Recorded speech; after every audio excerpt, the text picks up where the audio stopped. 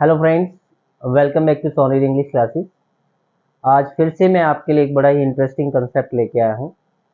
WH family में और भी बहुत कुछ है सीखने वाला, तो उन्हीं में आगे हम थोड़ा बढ़ते हैं।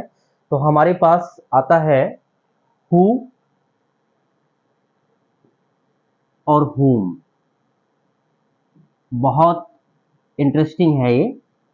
ज़्यादातर बच्चों को कंफ्यूजन रहता है इसमें, तो वो देखते हैं आज, और शायद मैं आपको आज समझा सकूं और आपको जितना भी कंफ्यूजन होगा इसमें वो आज खत्म हो जाएगा।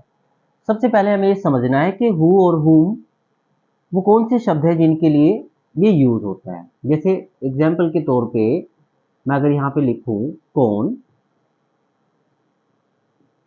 किसे, किसमें,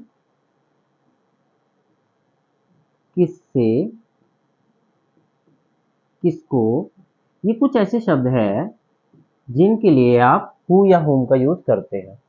लेकिन यहाँ पर एक बात समझनी जरूरी है कि आप कभी इसको फिक्स मान के ना चले कि इस वर्ड के लिए यही लगेगा या इसके लिए यही लगेगा। एक्चुअली इसका लॉजिक जो है वो इन शब्दों पे डिपेंड नहीं करता, बल्कि ये दो वर्ड की अपनी कुछ कंडीशन है। हु की और हुम की अपनी कुछ कंडीशन है कि ऐसा होगा तो मेरा यूज होगा और ऐसा हुआ तो मेरा यूज होगा। तो इनकी अपनी कुछ कंडीशन है, वो कंडीशन समझते हैं। देखो, हु जो है वो आपको तब लगाना होता है जब आपको सब्जेक्ट ना मिले। ध्यान दीजिएगा इस बात पे जो मैं बता रहा हूं आपको, ये कि अगर आपको सेंटेंस में सब्जेक्ट नहीं मिल रहा है, सब्जेक्ट से मतलब है काम करने वाला, तो अगर आपको सब्जेक्ट नहीं मिल रहा है तभी आप हु लगाएंगे। लेकिन मान लीजिए सेंटेंस में आपको सब्जेक्ट मिल रहा है, अगर वहां पे सब्जेक्ट है, उस कंडीशन में आप हुम लगाएंगे, चाहे इनमें से कोई भी आपका परिवार सेंटेंस के बीच में आपको मिले। एग्जाम्पल समझिए, देखो एग्जाम्पल से आपको और क्लियर होगा। एक सेंटेंस है, तुम किसे पढ़ाते हो, तुम किसे पढ़ाते हो। और एक सेंटेंस है,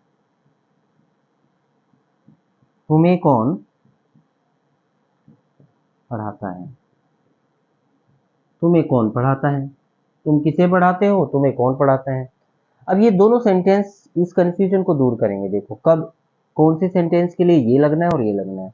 अब फिर से उसी पे जाएंगे हम, सब्जेक्ट ना मिले और सब्जेक्ट मिले। सब्जेक्ट है या नहीं है ये हमें एक्शन बताएगा। जैसे तुम किसे पढ़ाते हो, इसमें एक्शन है पढ़ाना। अब देखो पढ़ाने वाला मौजूद है, तुम किसे पढ़ाते हो, पढ़ाता कौन है। ये देखो इस सेंटेंस में सब्जेक्ट मौजूद है, इसका मतलब ये सेंटेंस हुम से बनेगा। फिर से देखो, तुम किसे पढ़ाते हो, पढ़ाता कौन है, तुम। इट मीन्स इसमें सब्जेक्ट है, और सब्जेक्ट अगर है तो ये हुम से बनेगा। नीचे वाले सेंटेंस को अगर हम ध्यान दें, तुम्हें कौन पढ़ाता है, पढ़ाता कौन है, पता ही नहीं है पढ़ाता कौन है। यानी इसमें एक्शन करने वाला मौजूद नहीं है, हम उसके बारे में बात कर रहे हैं, पूछ रहे हैं हम खुद कि पढ़ाता कौन है, तुम्हें कौन पढ़ाता है, पढ़ाने वाला मौजूद नहीं है। ये आपका सब्जेक्ट नहीं है, क्योंकि इसको तो पढ़ाया जाता है।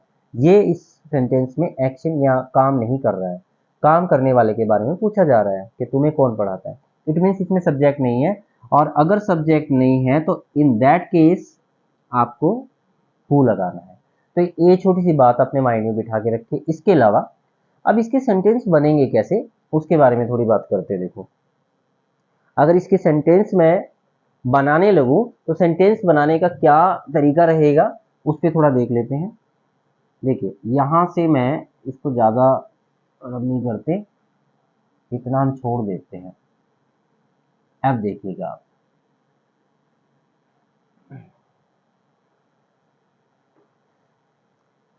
फिर से वही दो सेंटेंस ले लेते हैं सबसे पहले। जैसे एक सेंटेंस है, तुम किसे पढ़ाते हो। अब मैंने आपको कहा था कि जिसमें सेंटेंस में सब्जेक्ट होगा उसमें होम लगेगा। इसमें सब्जेक्ट है पढ़ाने वाला, तो पहले फॉर्मूला लिख लेते हैं। W H family, does, do, subject, verb की फर्स्ट फॉर्म और ऑब्जेक्ट। ये कोई अलग फॉर्मूला नहीं है, ये वही है जिससे मैं इतने दिनों से आपको डब्ल्यू एच फैमिली के सेंटेंस बनाकर दिखा भी रहा हूँ। अब देखो सबसे पहले हमने WH फैमिली यानी किसे, किसे के लिए whom लग जाएगा, क्योंकि सेंटेंस में whom ही लगेगा बिकॉज इसमें सब्जेक्ट मौजूद है, ये रहा सब्जेक्ट। तो यहाँ हमने whom लगाया, अब इस सब्जेक्ट के हिसाब से हम do लगा देंगे, whom do, फिर सब्जेक्ट लगेगा you, पढ़ाने को टीच कहेंगे। तो हमारा सेंटेंस बनकर तैयार है, देखो whom do you teach, ये बन गया। ये बड़ा आसान काम है, लेकिन अगर आपको who से सेंटेंस बनाना पड़ जाए तो वो आसान नहीं होता। उस टाइम पर आपको कुछ और बातों का ध्यान रखना पड़ेगा, तभी आप सेंटेंस बना पाएंगे। चलिए देखते हैं, एक हम who वाला सेंटेंस बना के देखते हैं। बिल्कुल इसके नीचे वाला सेंटेंस जो अभी हमने लिया था कि तुम्हें कौन पढ़ाता है। अब आप ध्यान दें, अगर मैं इस सेंटेंस को तुम्हें कौन पढ़ाता है, सबसे पहले देखो पढ़ाने वाला मौजूद नहीं है। अगर मैं इस फॉर्मूले से इसको बनाऊं तो मुझे बहुत प्रॉब्लम आने वाली है। ये ध्यान रखना कि आप इस WH वाले फॉर्मूले से इसको बना ही नहीं सकते। देखो सपोज करें, चलो हम कोशिश करके देखते हैं।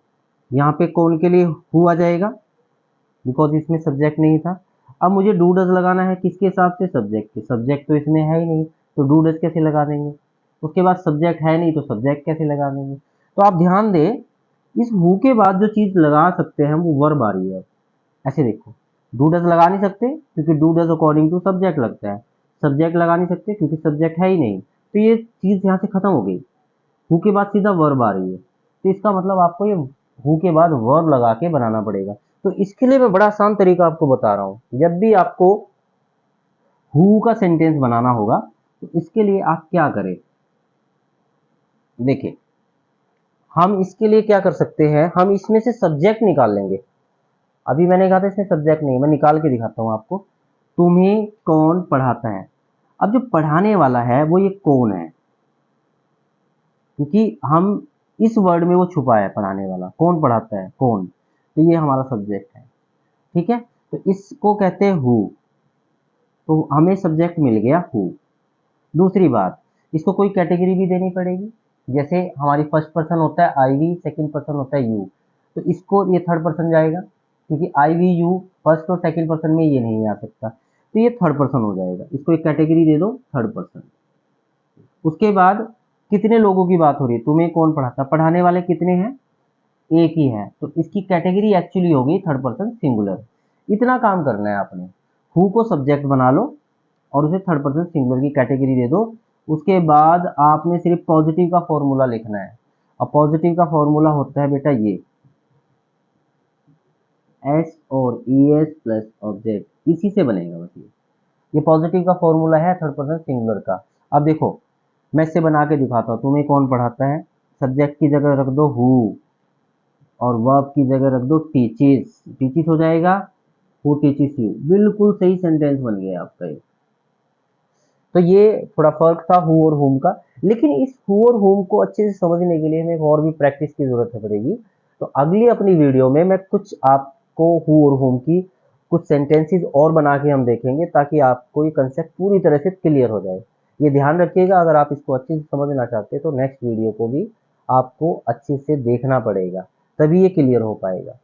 आज की वीडियो के लिए, अगर आपको आज की वीडियो अच्छी लगी हो, प्लीज़ वीडियो को, मेरे चैनल को लाइक करें, शेयर करें, सब्सक्राइब करें। Thank you very much, have a nice day, good bye.